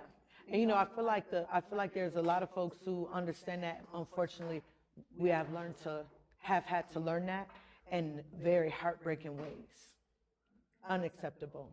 Because we know that many of police officers, they already getting that training, first of all. So like people that act like, y'all think they just been out here not getting trained? No, they've been getting trained. Let's be clear. And let's get really clear that they are being trained to do exactly what they did. Let's be clear. And I think that when people, and then you have to call the question, why then are they being trained like this? And then some people want to say, because it's just that some people are bad, people prey on other people, but you lack a study, and I can't take you serious. So I'm like, you brought no history and context into what it means to be a colonized people in this country. People are a colonized people in this country. and what this country has done. And the most violent country, settler colony, let me be clear, in the world we're surprised that our police are violent, that everyday people, act out violence on one another. Like, I don't pretend, or we should not pretend that, harm doesn't happen intercommunally. But I think the problem is that the status quo, the liberal, the progressive, whomever, call them what you want, are not willing to let go of that veil of what they think is protection so that they can make sure that their Kia stay in their driveway, versus actually saying, you know what, we all gonna have to commit 10 years, 20 years to invest in the things that we know is actually gonna change people's lives. It's gonna change the culture. And so I think that's the part that burns me. And the more and more that we have learned, many people have learned over the years, but I think more people are learning about, and then why the police getting trained with the Israeli Defense Force, their military force. Like, there are some things that, again, cannot be hidden, and so you either are willfully ignorant or the information just has not come to you. But no, either way, when you get this truth, and that's why media stuff is so important, because once you get the truth, you can never be the same. Period. The truth will always change you. And I think what we are seeing is that there are some liberals who are unwilling to tell the truth about what it is, and that the America that they was raised to believe in, honey, is a murderous country. Real talk. And we see it, how that trickles down through every layer, down to the lowest forms of our government, in government, in terms of local governance here, and what folks are willing to allow. The folks are willing to write big checks for police all day long, when there are programs like what folks are doing that are literally, we know the cause, we know the cure. And I'm like, if our people got the same amount of money, hey, hell, we could, how we do, we could probably do it for half, okay, baby? But roll us that whole back though, because you got it. If we had the budget that the funds get and could scale up the projects, the work, the ways in which people are engaged in community healing, just in small, like corners of our homes, and all the things that we know is the medicine for a colonized people. We know exactly what we need. And so we may need a little more training, we may need a little more language, whatever, but it is a resource question, right? And so that's the part that I'm like, burns me. It burns me. So to close, I'm so grateful for you, Mary. You have, just in the short period of time I've known of you, for everyone in Atlanta knows of you.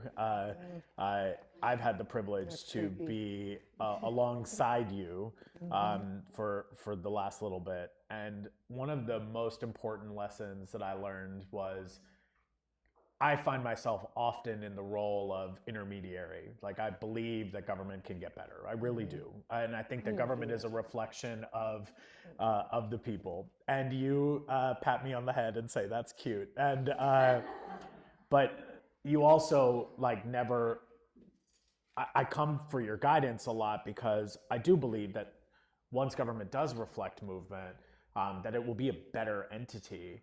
But the moment I remember the most is getting completely crushed by that idea, watching every single person who made a promise, and they know who they are, and I hope they're held accountable for that, making promises on what they're going to do to make sure that they're honest and open and listening to people. And it was like one of the bigger defeats that I've felt in this work, because I was like, I don't know. And I came to you and I told you, and you were like, well, it's time to mobilize. It's time to organize. Like, there's this consistent, like, you gotta keep going. Yeah. So I want to end with this, which is, we have to preserve you. I know that the movement is bigger than Mary, but the movement right now needs Marys to keep hope alive. And there's an almost unfair burden on folks like you to keep hope alive. And it's so much easier to go to cynicism and anger, because that emotion statistically travels faster than any other emotion, aside from optimism and hope. How do we preserve the movement builders, the movement people? What do you think that if there are people who are like, I want to make sure that you can go be with your boo, your 2 kids, like do your thing, but self-care is not always the same for everybody. Yeah. What does this movement need to preserve its movement folk? Yeah. Well, I'm experimenting with a few things, right? So one is the Murph building. The Murph is a building that when I was co-director of Song, we bought this building in the West End. Then Song was like, we no longer can steward it. And so me and my buddy Kate and my wife Charlene was like, yo, let's figure out how we buy this building, right? It's in the heart of the West End. You know what I mean? It's like 10,000 square feet. You know what I mean? I'm like, we need a movement hub. We need a movement hub. And I think, and as much as I believe we can get back to the days of when revolutionaries would just live together and you just have a revolutionary house and everybody knows you come and do stuff at revolutionaries. People ain't trying to live like that no more. I used to up until I got married, and it was so delicious. So now I'm like, all right, I need a movement hub then. And so really, how do we, in my mind, I'm like, if all of us every day, for the extent in which we can, have a space where people know they can come and just tap in, come and like see each other, come and like, you need some help, come and like, what's the good word today? Or come, hey y'all, you see they just murdered another person, let's go. You know what I mean? Like, how do we, I am interested in having a place where we can cultivate our energy, you know, and have a space in which to do that.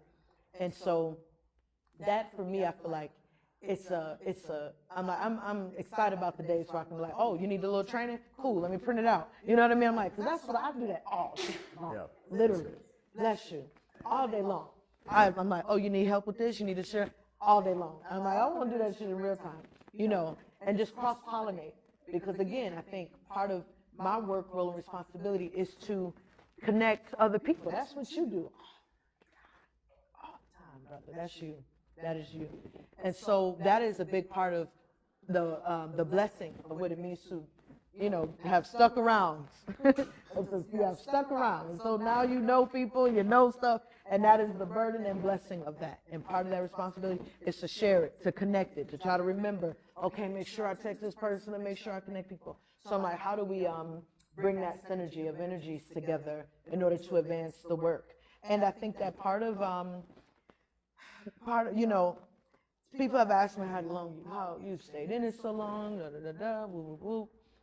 And I just believe. I'm like, I ain't like kid on Santa Claus type shit, because we know obviously that that's fake. But in terms of movement and what humans can do together, I literally believe that humans can change our conditions. We can change the world. We can shift culture. I think Black people can heal. I think like these are not radical things.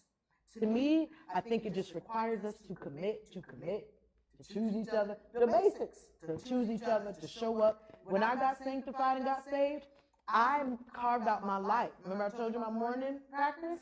I carved out my life. I went to church on Sunday. I went to Bible study. And that's what the everyday person, okay, you may working at Papa Do's, if you do, shout out, or Olive Garden, or wherever you're working at, but you have to carve out that time in your life. And I think movement, rather it's like the 3-hour-a-week commitment, 5-hour, whatever you give, you know, the same way you would do if you was in service to church. Like, you believe in something, you give your time, your tithe, your talent toward it. And part of our work and role as organizers is to help people figure out how to do that, you know? Yeah. And train more people on how to do it. Yeah. You are amazing. Thank you. Yeah. Can y'all give a big round of applause for Mary Hook?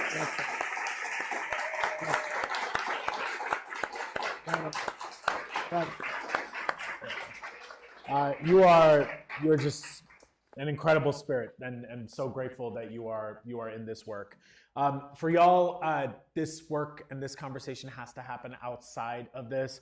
You have to tell other folks about the work that is happening on the ground, that in spite of everything that you see, there are folks who continue to mobilize and organize, and are willing to get into some good necessary trouble. So that is very important. So few things that are coming up. Number one, you should nominate folks for our Good Trouble honors this year. There are some folks, even in this room, that are worthy and deserving of nomination. So it is. Oh, damn! Look at that. Look at that. I see one of my babies, Michaela. Yeah. Look at that. Yeah. Amazing folks. Yes. We got a Good Trouble honoree in the room as well with Natasha. But really, really important for y'all to give folks their flowers and let them be celebrated. It's so important. We cut each other down so much that we forget to lift each other up, and this is what this program and event is all about. So please, it takes a few minutes. Just submit a name, why they're dope, and send it out. It's really, really simple. We'll do the rest of the legwork. The second thing that we got coming up is Dr. Stephen Owens is going to be doing a one-on-one with us here as well. Stephen Owens is an education leader across this state, talks a lot about school integration and what the challenges are within different school clusters here and what we can do to solve it.